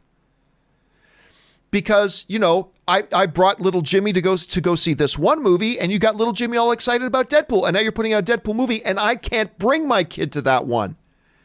You got my kid excited about the character by putting him in a new Thor movie that was PG, but now you're putting out a movie that I can't bring my kid to because I don't want my kid hearing International Women's Day's jokes and the type of profanity and the type of violence that you put in that. I don't want my kid to see that and be a part of that, and you're promoting it, and it causes a problem. And everybody, including me, Rob, we've talked about this before, everybody's an expert on what other people should do. Right. Everybody is a huge expert on what other people should do. And I find that's also true about parenting. Everybody's an expert on how other people should parent their kids, or how what other people should feel or should think. And we all do it. I'm guilty of that too. But this is one of those things that Bob Iger, who is supremely protective of that relationship between him and his consumers, it creates a difficult situation, and that's why I personally do not think that's something that works. I don't think that's something that works because you're going to get that problem. Hey, Disney, you told me I could bring my kid to see Deadpool in this Black Widow movie, or in this Vision movie, or in this Hawkeye thing. Got my kid all excited, got us all excited about Deadpool, and then you put out a Deadpool thing, but you're making it rated R. And so you're putting the parents in a situation, and you're putting your customers in a situation. So and listen, I don't know what the answer is. I don't know what the right answer is, Rob. Like I've said before, I think the best thing to do is to keep Deadpool separate from the MCU. But I also see the advantages of bringing him in. But I personally think the best answer is to keep him outside of the MCU. But I don't know. But Rob, how would you respond to Juan's ideas there that I think a lot of other people have had too? Juan's just expressing some here that I think a lot of people have expressed. So what do you think about that? Well, look, I think you're absolutely right. The fact is that Deadpool has been established as providing a certain kind of entertainment, shall we say, to people. And I think you can't Disney. I don't think Disney really knows exactly what to do with Fox now that they've owned it. Now that they've taken possession of it. I think they didn't think it all the way through about the different, owning a library for streaming is one thing, but then deciding what to do with properties that are still viable in the minds of the public, like Deadpool, is something else altogether. Deadpool has already set a bar for itself. There's certain expectations going in. Now, if you want to bring him into a PG movie, let's say you're an 8-year-old kid, and your parents have been taking you to Marvel movies. You just started going to the movies with your folks, and Deadpool's in the new, Avengers. And Deadpool's cracking jokes, and he's really great, and the parents love him. And you can't expect all parents to be educated who Deadpool is, and even they like him. And they're like, well, it's your 9th birthday. We went and got you a Deadpool double feature. Let's all sit down to watch it. That is going to happen. And those parents, they're not, mom and dad might go celebrate International Women's Day, but the kids, what does that mean, Mom? I don't understand. Come on. What parent's going to want to have to deal with the fallout? And how does Disney as a company then deal with the fallout? So it's a dicey proposition. I think that a movie like Deadpool, and Disney doesn't even want to admit it made, where's Down and Out in Beverly Hills? Or Ruthless People, or any of the movies they made under the Hollywood Pictures banner. They've been licensing those out to other companies. They don't even want to admit they ever made R-rated movies, it seems. And I think they really do. Disney, I don't blame them, must protect their brand.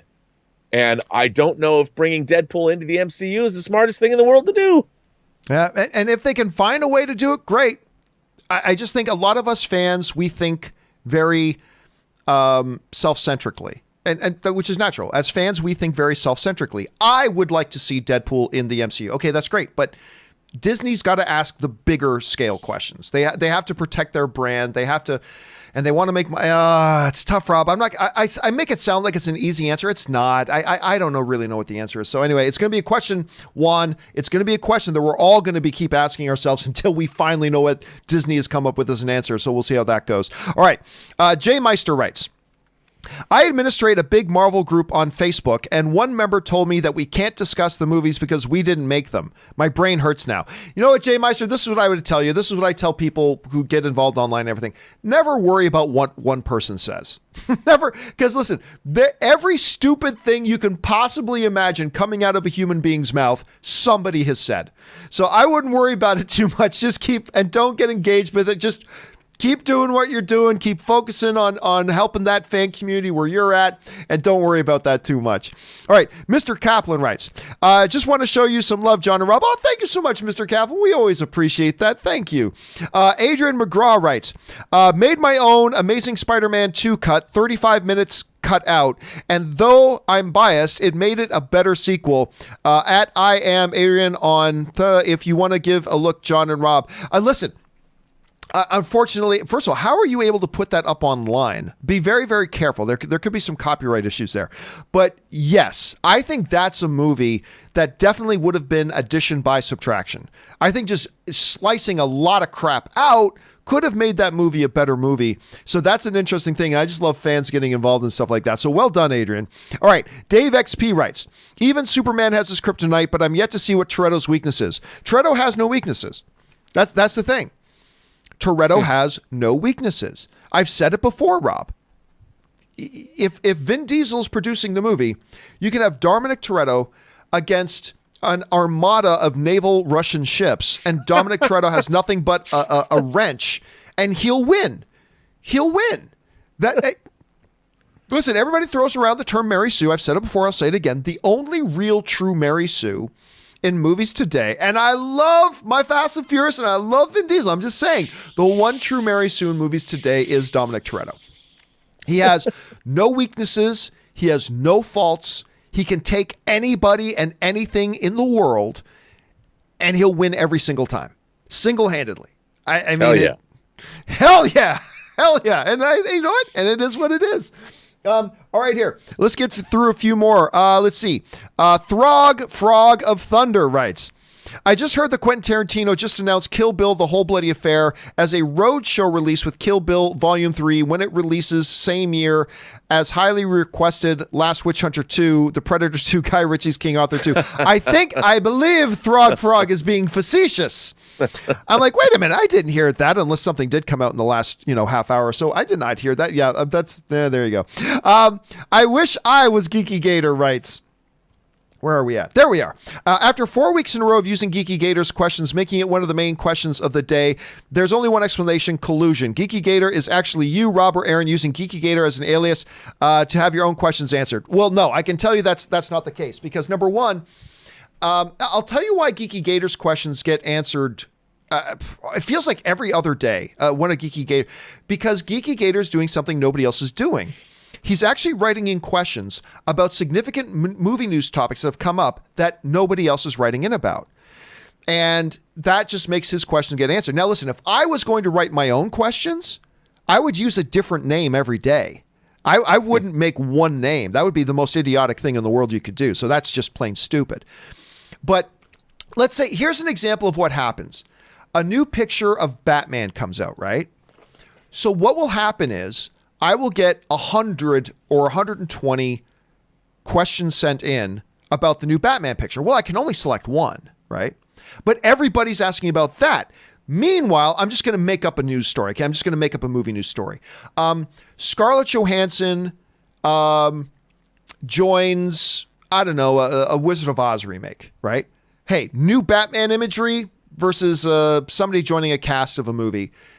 Everybody's writing in about the one, and nobody writes in about the other.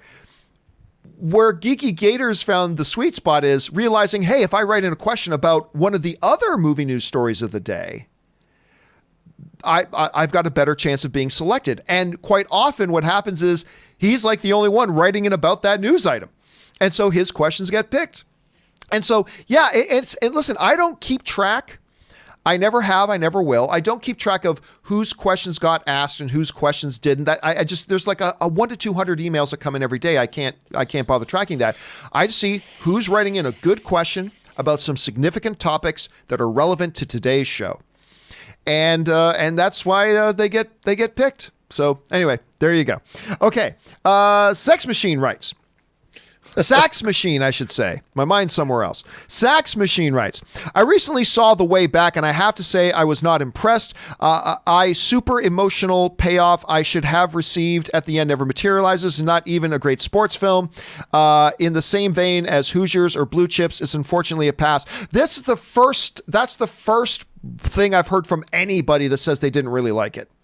Everybody else is saying they really like it, but that is the beautiful thing about movies. It all hits us in different ways, and some movies are going to work for people, and some movies aren't going to work for other people. And that's the beautiful thing about movies. So you saw it, didn't work for you. That's the way it is. So thanks for sharing your point of view on that. All right. Throg Mead Drinker writes, X-Men The Last Stand, Batman and Robin, Superman 3 almost killed the whole comic book genre. As a matter of fact, it did for a little while.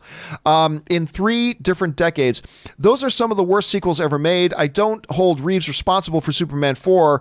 We all know what happened there. I remember the Batman and Robin.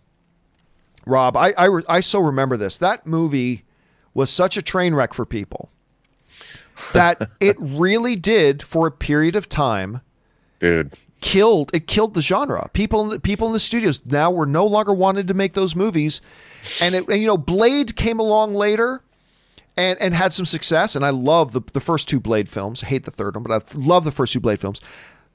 But then X-Men came, and as all the producers in Hollywood talk about, that was the movie that relaunched, that made all the studios go, we can make these comic book movies again, and we can make them like that. But yeah, those movies you mentioned, particularly the Batman and Robin, they single-handedly killed a genre. Anyway, do you remember back when that movie came out and like the reactions it got? Dude, that was one of the most painful movie-going experiences that I've ever had in my life. I didn't walk out. And here's the thing. I liked Clooney as Batman. I liked Chris O'Donnell as Robin. I even liked Alicia Silverstone. And Arnold Schwarzenegger was kind of amusing. But that movie was everything about it. Every scene, the way it looked. It was so monumentally, insultingly stupid. And the way it was made on every single level. I mean, it truly was one of, you know what? We were talking earlier today about big budget disasters. That might be one of the great, it has to join the pantheon of all time most awful studio movies ever released. Because that film, nothing about it works. And everything that everybody likes about Batman, in terms of its tone, in terms of its feel, is absent from that movie. It is made for 4-year-olds on every level. And although I watch it and I'm baffled by it. I watch that movie often, actually, more often. Well, maybe not often, but every couple of years I'll go back and I'll revisit 10 minutes before I have to just shut it off in disgust. But I think it's a textbook case of how a studio movie can go so woefully awry. Oh, it's bad. All right, last couple of questions here today. Let's see. Movie 48 writes, thoughts on Corey Feldman's doc allegations? I've already said on previous shows, I'm not addressing any of that. I have not watched it. I don't care to watch it. This isn't the type of thing. It has nothing to do with the movies or anything like that. So I've already kind of mentioned before Movie 48 that this is not something I'm going to address. And I perfectly respect the fact that you sent in the question, but as I have said on the show before, that's just not what we're here to talk about. So I'm not going to be addressing that. All right. Anonymous viewer writes in, Grant Morrison's All-Star Superman, along with any Joseph Loeb and Tim Sale Batman stories, would make epic movie trilogies. Live action, of course. The Dark Knight Returns was on that list, but I love both Snyder's Superman/Batman movies. Everybody knows what I think about Man of Steel. I love Man of Steel. I love that movie deeply with an uncharacteristic kind of passion I do. It's always funny, though, Rob, that people say, and this is where I got to disagree a little bit, where people say, Rob, that this one would make a great movie trilogy. Well, not necessarily. Just because it works great on a page doesn't necessarily. Now, I'm not saying that those examples wouldn't make great movies. I'm not saying that. Don't misinterpret me. I'm simply saying that we, and I include myself in this, I've done this too. We as film fans will often see something that we like and say, well, that would make a great movie. And it's like, well, maybe it would, maybe it wouldn't. But what the effect something has on a page is often very different from the effect it has on a screen and how it comes across. And Rob, what we've talked about a lot here lately is like, I've realized concept means nothing. Concept is great for a starting point for a movie, but it's really all about execution. How is it executed? And by the way, there hasn't really been, other than something like Sin City, there really hasn't been really any at all comic book movies that are actually really true to the comic book source. You know, we've talked about this a lot lately, Rob, because when you look at Days of Future Past, that is nothing like the comic book stories. No. When you look at Civil War, there are some thematic similarities, but it's a completely different movie than what the story was in the comic book. When you look at Ultron, completely different than the way it was done in the comic books. Dark Knight is not based on anything in the comic books, really. So a lot of people who I find, and I've done this myself, when we say, this would make a great thing, we fail to understand that a lot of adaptation would have to happen for it to come to the screen. And then maybe once it does come to the screen, it may not look an awful lot like the story you think or that you remember. But anyway, how would you address that, Rob? What are your thoughts on that? Well, I mean, they have to. They have to. They have to change things. Adaptation is extremely difficult, and when you're watching or reading something in one medium, even beginning with costumes, John. I mean, people bitched and moaned and complained about, when the first X-Men came out, they're like, well, the costumes, they're all wearing the same leather. For that movie version, they decided to adapt, I think, astutely. They gave the X-Men, when they're going out on a mission, they're giving them more leather battle fatigues, because in the real world, how do you put Wolverine in yellow and black spandex and make that translate? It wouldn't. So you have to make alterations and make things work. That's what adaptation is all about. And I think that it has to be done. You can't do, like you brought up, the Civil War storyline would require massive amounts of backstory. I mean, that the Civil War began with what? The New Warriors, which is another superhero team. The comic books, they're doing a reality show, and during the filming of their reality show, they battle a supervillain at a school, and an explosion happens, and school kids are killed, and that's what starts, instead of the Sokovia Accords, that's what starts the beginnings of the Civil War. Well, that you couldn't do that. You'd have to introduce the New Warriors. You'd have to introduce the concept that they're on a reality show. You can't do that. I mean, especially when you already have a cinematic universe where those characters haven't even been introduced yet. But the concept of Civil War was very valid, and the core conflict between Tony Stark and Steve Rogers was totally relevant. So you can take that and adapt it and change it. And I think great adaptations do exactly that. They keep the essence of what is being adapted, the feel of it. They just change all the details. And I know people want the details. I get that. But you have to understand, how do you adapt something? And I think for the most part, like the Marvel Cinematic Universe has done a pretty good job of translating those things and making them work. I know legalistic comic book fans that want to have a legalistic interpretation of their favorite storylines. I get why they want that, but you can't do that in the real world. All right, let's move. Just the last couple of questions here today. An anonymous viewer writes in. Sorry, not an anonymous viewer. We already just did that. Thorg hates Joss Whedon, writes, Joss can suck it. I dislike him as much as Richard Lester and Akiva Goldman. Goldman alone has written more box office bombs than any other current film writer in 25 plus years. Captain America First Adventures is a legit great film. Sorry, had to add, the Thing prequel was not needed at all. Well, where to start with all that? First of all, Joss Whedon is a freaking genius. If you appreciate the MCU at all, you should probably get down on your hands and knees and praise the sky for Joss Whedon, because I've contended this before. The MCU is off to a good start. And Rob, I think we even talked about this on our Best Movie, Worst Movie podcast. But the MCU was off to a very good start. Iron Man was very good. Captain America movie was very good. The first Thor was very good. But I believe that the MCU became defined in Joss Whedon's The Avengers. That's the movie to me that defined really what the MCU is. Like, what is the DNA of the entire MCU going to be? How do these characters all interact with each other? What are the dynamics going to be like? How are these movies going to feel? And to me, the blueprint for that was all laid out in the first Avengers.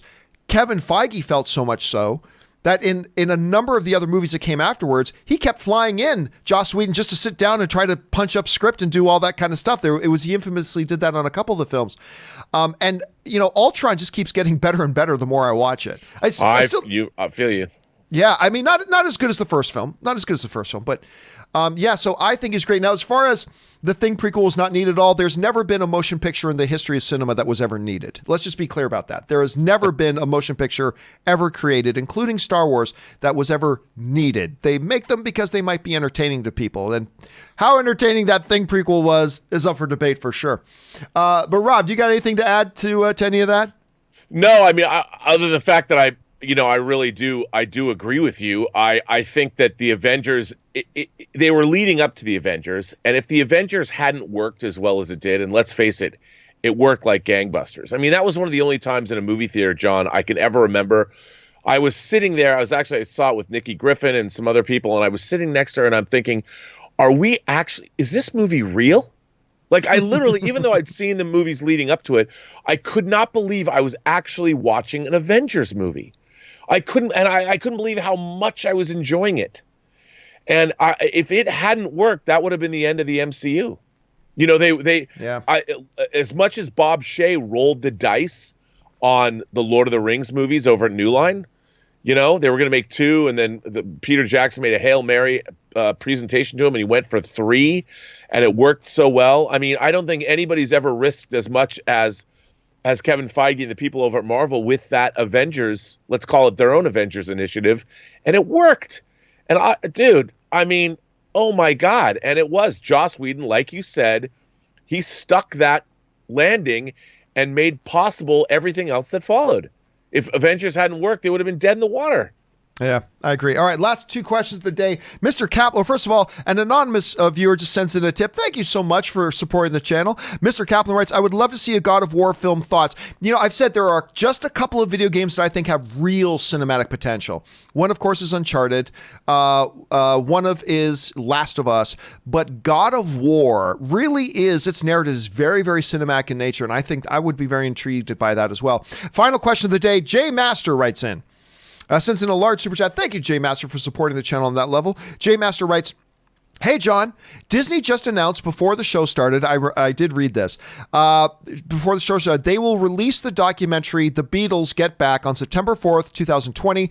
And breaking news, Richard E. Grant has joined the Loki series. I know. For 1 episode only. I knew Rob would be excited about that. I decided not to make the Beatles topic one of the topics today for 2 reasons. One, normally people don't get too terribly excited about documentaries, unfortunately. I think until they see them and then we get excited about them. But I will admit something here. The main reason I didn't make the Beatles documentary one of our stories, and I just got to make sure Scott Mance isn't around anywhere. Uh-oh. I don't like the Beatles. What? Yeah, don't get me wrong. You're the song and dance man. I know. Everybody looks at me like I just kicked a puppy whenever I say that. Now, don't get me wrong. There are clearly some tunes of theirs I do like, but overall, I'm not a big Beatles guy. Like I'm way more of say a Rolling Stones guy or something like that. I'm honestly not that big. I think they're fine. I don't hate the Beatles. I think they're fine. I've just never understood. Obviously, the role they played in the historical development of the music industry and all that cannot be denied. Absolutely. Yeah. But I've never seen all the big appeal. Like Penny Lane, good for you. I don't know. I'm very, very alone in that. Again, I have to always look over my shoulder, make sure Scott Mance isn't around somewhere when I say that. But anyway. You can't deny their contribution to popular music. Of course, they did revolutionize. Their role in the development historically of music absolutely is. It's kind of like me with Blade Runner. I don't like the original Blade Runner. But there is no denying the place it has in the history of sci-fi and how beloved it is and the iconic nature of it. I don't personally like it all that much, but there's no denying any of that. And I think the same thing of the Beatles, but there's that. But Rob, what do you think about the Richard E. Grant joining Loki? Richard E. Grant's one of my favorite actors, and he's having like a renaissance. He's in that new there's that new TV series with not Jason Biggs. I love you, man. Jason, I love you, man. Jason Segel. Yeah, Jason Segel. Jason Segel's new series. He's in that. I mean, he's everywhere. I love Richard E. Grant. Hudson Hawk's coming out on Blu-ray. It's just a Richard E. Grant year, and I couldn't be more pleased. A Richard E. Grant year. Well, I'm glad that is there for you, buddy. I'm glad that's there for you. Anyway, guys, that will do it for today's installment of the John Campea Show. Thank you so much for being here and making this show a part of your day. Listen, while you're here, do a couple things. Number one, click the thumbs up button. That always helps the channel a lot. And make sure you leave your thoughts in the comment section below. Also, if you haven't done so already, click subscribe. Become a subscriber to the channel as well. I want to thank all of you guys for being here and making the show part of your day. And I especially want to thank you guys who sent in questions. Number one, because you gave us great fun things to talk about. But number two, you supported the channel while you were doing it. And all of us here, thank you very much for that. I, of course, also want to thank the great Mr. Robert Meyer Burnett for being here for another day. Robert, where can people find you online?